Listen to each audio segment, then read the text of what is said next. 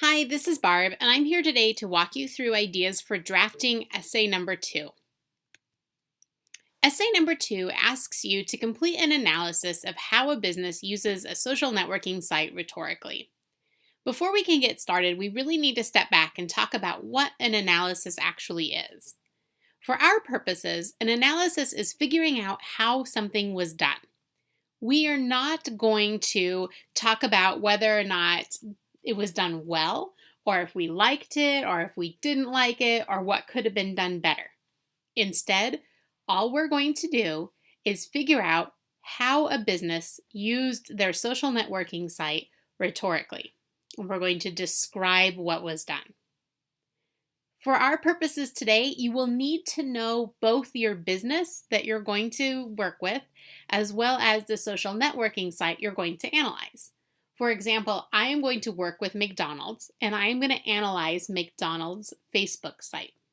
So before you go any further, make sure you figure these two things out: the business and the social networking site.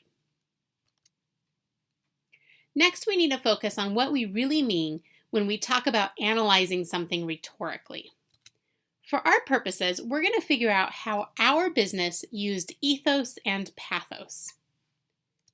Ethos is how the author, or in our case, the business, has established their credibility and trustworthiness.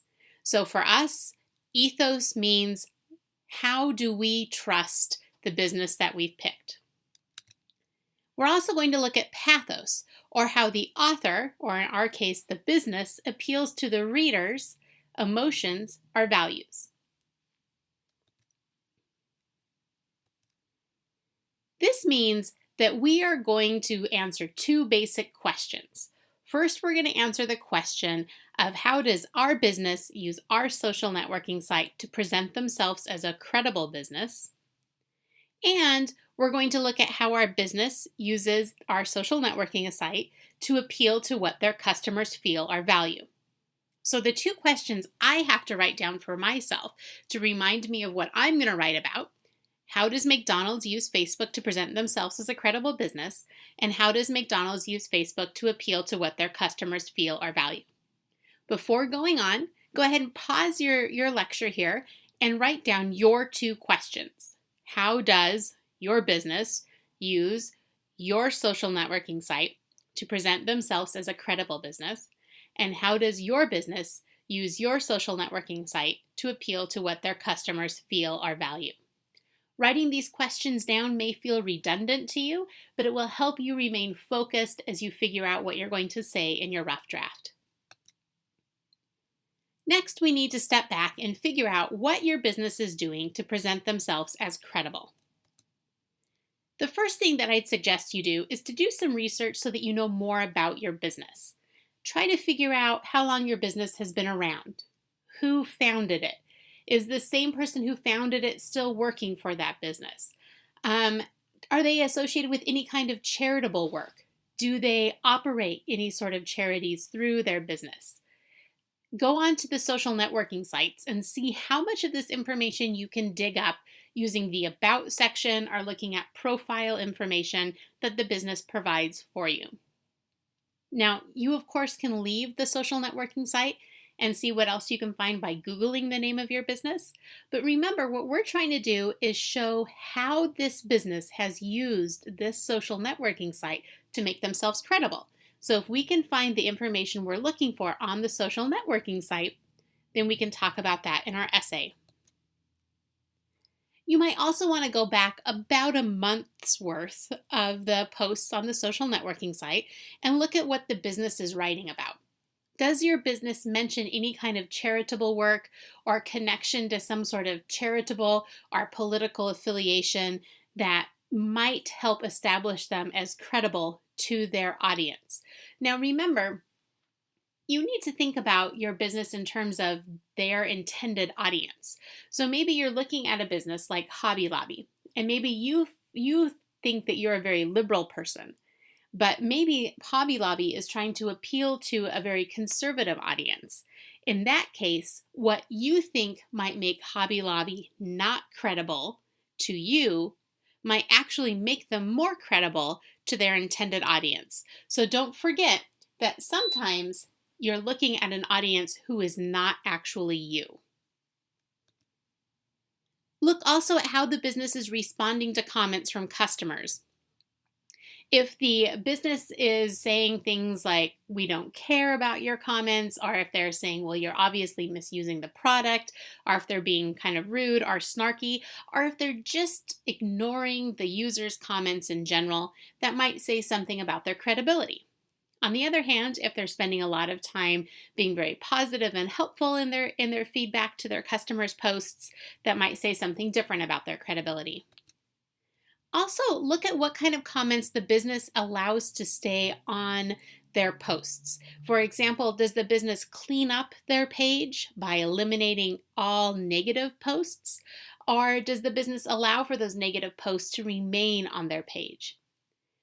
Does the business encourage people to be critical of them? Or are they afraid of criticism so they do not allow other people to comment on their page? Think about what that business is doing in terms of censoring what customers read from other customers. What I had to do then was to look at McDonald's Facebook page, and I needed to start by seeing what kind of background information McDonald's provided for me, the user of their page. And that was fairly easy. McDonald's gave a lot of information about where their business started, who started it, how it's changed, how it's remained the same. It also gave a lot of information about the Ronald McDonald's House, which is a charitable organization that is affiliated very closely with McDonald's. We saw some of these same themes come up in their posts, though I had to go back to closer to the holiday season, so I broke my 1-month rule just to see what was out there. What I was able to find was that McDonald's did write about the Ronald McDonald House quite a bit, but not for the last 2 months or so. So they were doing some posting to bolster their ethos or to make themselves look like a credible and trustworthy business. The other thing that McDonald's did fairly well was they responded to customers, and they responded to both really positive feedback that people left for them, and they responded to the negative feedback. It did not appear that they had erased any feedback from the posts that customers made. So posts that said, I had really bad service, or your food is really horrible, all of those were still up there, and the vast majority of them had been very quickly responded to by a customer service representative from McDonald's. So I was able to draw some conclusions about what McDonald's was doing to bolster their ethos or their credibility, to make themselves seem trustworthy. Now I need to look at how my business uses social networking to appeal to what their customers feel or value. But this can be tricky because remember, what customers feel or value isn't necessarily what you value, right? So remember, you need to remove yourself from the idea of customer here and think about the intended audience, who your business is really trying to reach. Next, go back, look over that month's or so worth of posts and see which of these posts will invoke some kind of emotional reaction from the audience. For example, think about how a post of flowers and Valentine's Day things will make an audience feel. Will that make them feel happy? And if they feel happy, then maybe they're more inclined to think highly of the business that was posting it. Think too about those businesses who have decided not to sell Ivanka Trump's brand anymore. And think about who their intended audience is. Maybe their intended audience feels really happy about this decision. On the other hand, maybe their intended audience is really upset by this decision. And posting this information is invoking some kind of emotional response from their audience. So if I'm Burlington Coat Factory and I say, we're not going to sell this brand anymore, and my intended audience are people who do not care for Ivanka Trump, then they may be saying, yay, I'm much more likely to shop at Burlington Coat Factory now because I like them and they've made me happy.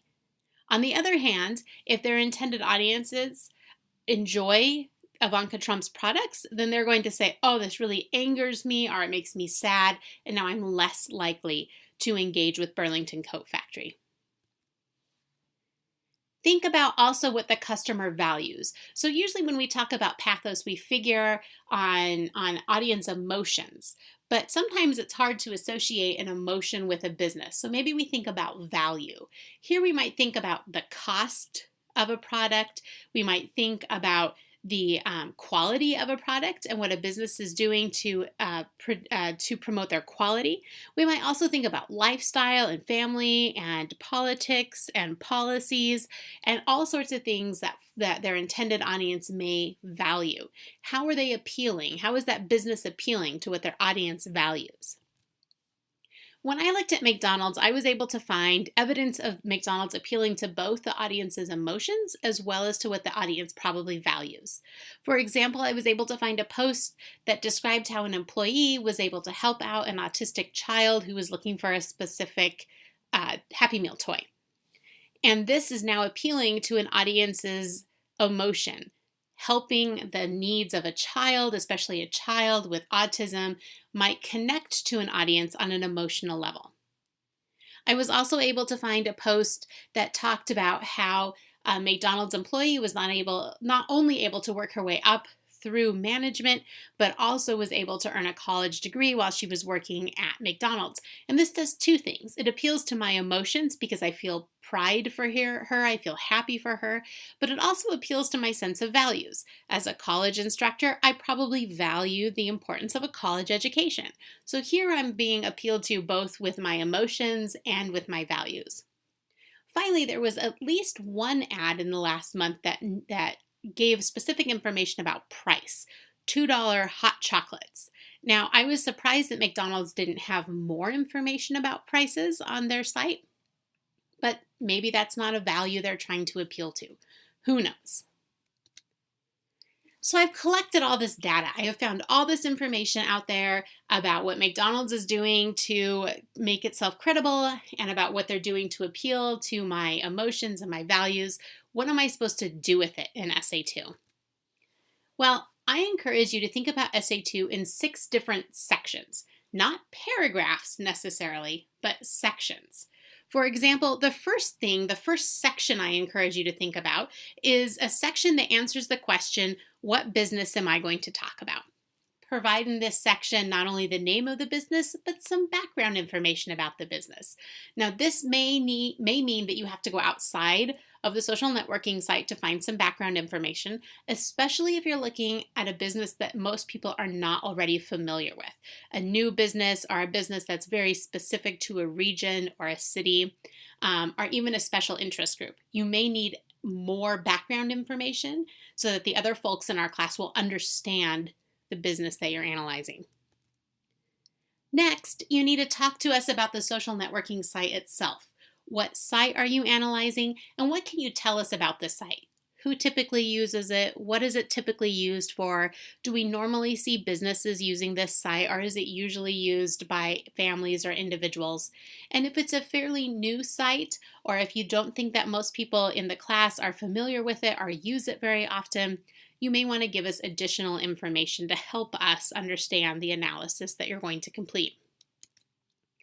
Next, you can jump into a discussion of ethos.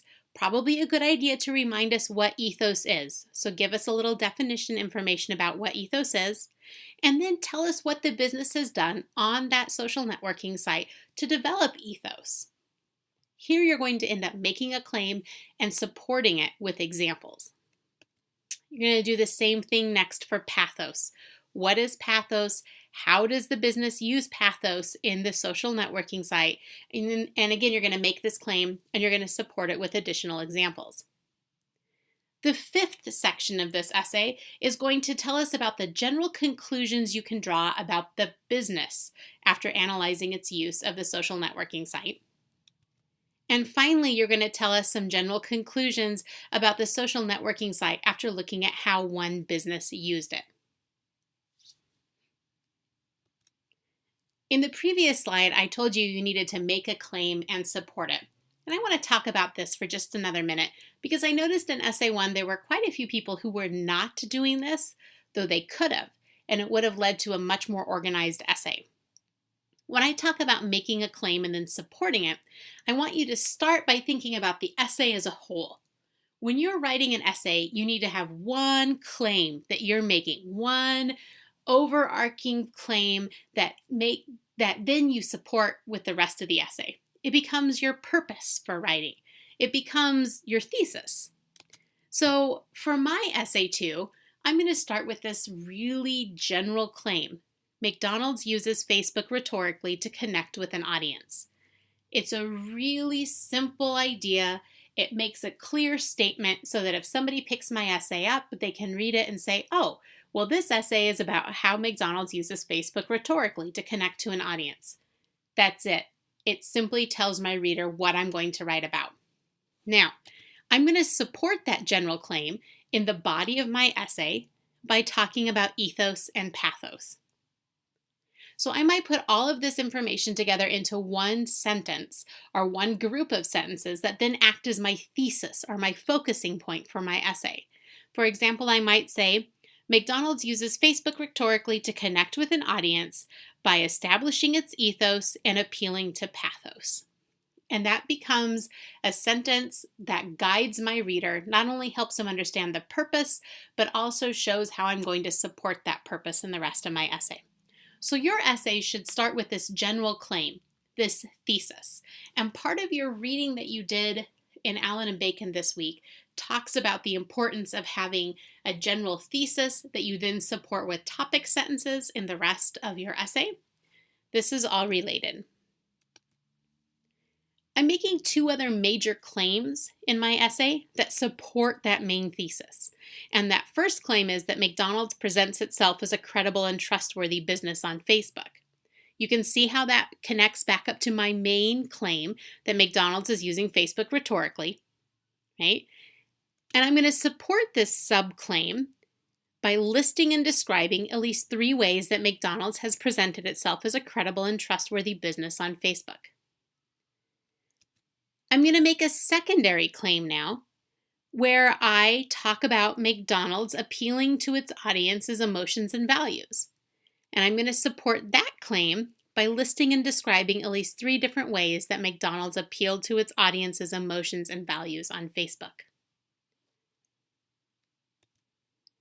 Remember that your draft is just a draft. It's just a rough draft. It will probably not be perfect at that point, and that's okay. All we're really looking for you to do is to say, okay, I'm going to give this essay a try. I'm going to take some ideas that I've been kicking around, and I'm going to put them on a paper and get some feedback from some folks before I spend a lot of time trying to polish it up into an essay that a reader can really understand the first time through. It's okay if your draft has typos and misspelled words and sentences that just don't make a lot of sense. It's just fine if you feel like in your gut, man, this isn't very good. That's the purpose of a rough draft. So you'll be submitting a rough draft to me on Sunday of this week. I'll give you some feedback on it, and then you'll be able to revise it a little bit before you share it in a discussion board next week. As far as length goes on this particular essay, I would suggest that your draft be about 4 or 5 pages long, which I know seems like a lot, but let me break it down for you. I'd say a page of information should be dedicated to describing the business and the social networking site, right? Number 1 and number 2 of those 6 sections of what your essay should incorporate. I'd say you should have a page or a page and a half to describe ethos, because remember, you're defining ethos, you're telling us how ethos was used by the business in their social networking site, and then you're going to give us some examples. So a page, page and a half for ethos, the same thing, a page, page and a half for pathos. And then you'll probably have quite a bit of conclusion information because you're making some general observations about both your business and the social networking site. So that will be about a page worth of conclusion information. It's always better to start with too much and then cut back with a rough draft. So if you have any doubts about whether or not information belongs in the essay, put them in there. And then when you turn your essay in for me to read it, write me a note that says, I'm not sure if I need paragraph number 4. And I'd be happy to give you feedback on it. If you're struggling with writing this draft, please don't hesitate to contact me. This might also be a really good time to visit with the Writing Center. And there's additional information about the Writing Center on our Blackboard page. If you are not on campus, you can arrange to meet with a tutor online, so you don't even have to come into the Writing Center. If you are on campus, I'd encourage you to go ahead and meet with a tutor face-to-face. You're also welcome to drop by my office, give me a call, or send me a Skype, and we can talk through things. Good luck. Have fun writing this one.